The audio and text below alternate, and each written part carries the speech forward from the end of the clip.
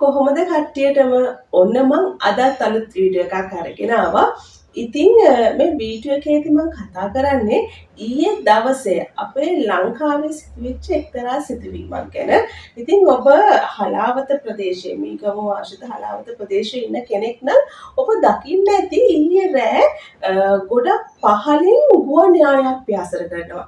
මේ ගුවන් යානය වට කීපයක්ම පියාසර කරා. ඒ නිසා ගොඩක් අය පුදුමයටපත් වුණා මෙච්චර පහලින් ගුවන් යානයක් ගමන් කරන්නේ නැහැ. අනික එකම ගුවන් යානයේ මේ වට කිහිපයක් පියාසර කරන්නේ ඇයි කියන එක. ඉතින් එන්න ඒ ප්‍රශ්නට උත්තරේ අරගෙන තමයි මම මේ වීඩියෝ එක ගෙනාවේ. ඉතින් මම ආරාධනා කරනවා හැමදාමත් වගේ මේ වීඩියෝ එකේ අවසානයේ වෙනකම් මගෙත් එක්ක එකතු වෙලා ඉන්න කියලා. ඔබේ දැනුමට අනිවාර්යයෙන්ම යමක් ගන්න පුළුවන්. ඉතින් මොකද්ද මේ ගුවන් යානය? ඉතින් මේ ගුවන් යානයේ කතාවට කියොත් යාළුවනේ මේ ගුවන් යානය තුර්කියට අයත් ගුවන් යානයක්.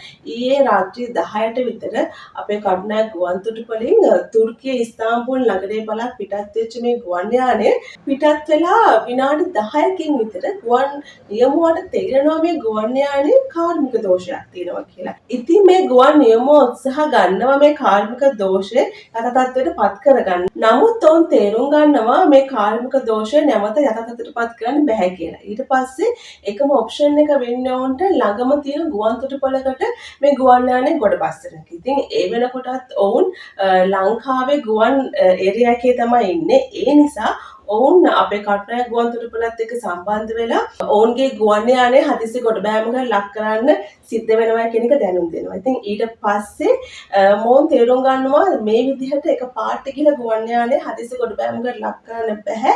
මොකද මේ ගුවන් යානය කියන්නේ පියාසර කරන්න පටන් ගන්න සුළු වෙලාවයි. ඒ නිසා ඉන්ධන ගොඩක් දහනය වෙලා තිබ්බේ නැහැ.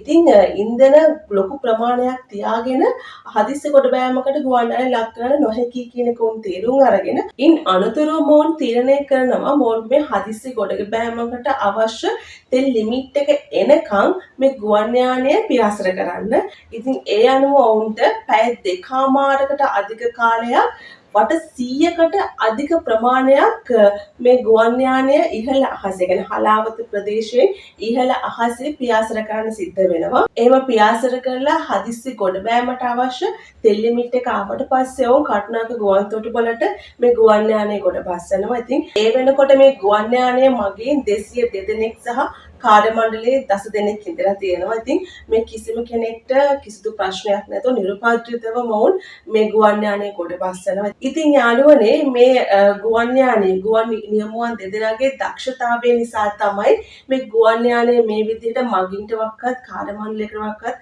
කිසිම ගැටලුවක් නැතිව නිර්පාත්‍රිතව මේ විදිහට කටුනායක ගුවන් තොටුපළට ගොඩ බස්සන්න පුළුවන් වෙන්නේ. ඉතින් ඒ වගේම අපි තවත් අගය කළ යුතු දෙයක් තියෙනවා මේ සිද්ධවීම සිද්ධ වෙච්ච අවස්ථාවේදී අපේ ලංකා රාජ්‍යය ශනිකව ක්‍රියාත්මක වෙනවා. ඔවුන් ක්‍රියාත්මක වෙලා ස්ථාන කීපයකට ගලවා ගැනීමේ හමුදාව, ඒ වගේම ගින්නවීමේ බටහින් සහ වෛද්‍ය ප්‍රතිකාර දෙන්න පුළුවන් කණ්ඩායමක් යොමු කරනවා. ඉතින් හලාවත ප්‍රදේශයට, මේගමේ කලපු ආශ්‍රය ප්‍රදේශයට, ඒ වගේම ගුවන් තොටුපළ ප්‍රදේශයට මෙන්න මේ ප්‍රදේශ කීපෙම කවර් කරලා හදිස්සියවක්වත් මේ ගුවන් යානය කඩාගෙන වැටුනොත්, හදිස්සියවක්වත් මේ මගීන්ට මොකක් හරි අනතුරක් වුණොත්, ඒ මගීන්ගේ ජීවිත බේරගන්න ඔවුන් ශනිකව ක්‍රියාත්මක වෙන්නේ මේ විදිහට ගලවා ගැනීමේ හමුදාව සහ වෛද්‍යවරු සහ සෞඛ්‍ය පහසුකම් ලබා දෙන්න අවශ්‍ය සියලුම පහසුකම් සපයලා තියෙනවා.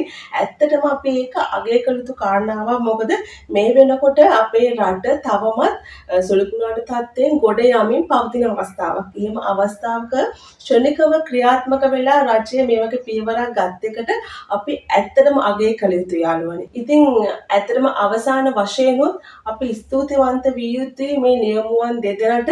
ඔවුන්ගේ ඒ දක්ෂතාවය නිසා මගින් 200 දෙනෙක්ගේ සහ කාර්ය මණ්ඩලයේ 10 දෙනෙක්ගේ ජීවිතේ බේරුණා.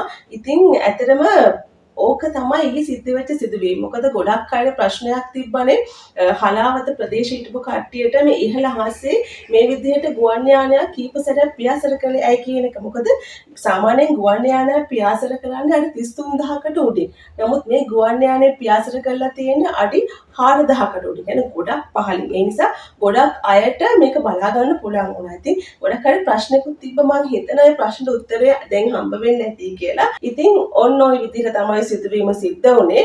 ඉතින් මම ආරාධනා කරනවා ඔබේ වටිනා අදහස අනිවාර්යෙන් අපේ කමෙන්ට් සෙක්ෂන් එකේ දාගෙන යන්න කියලා.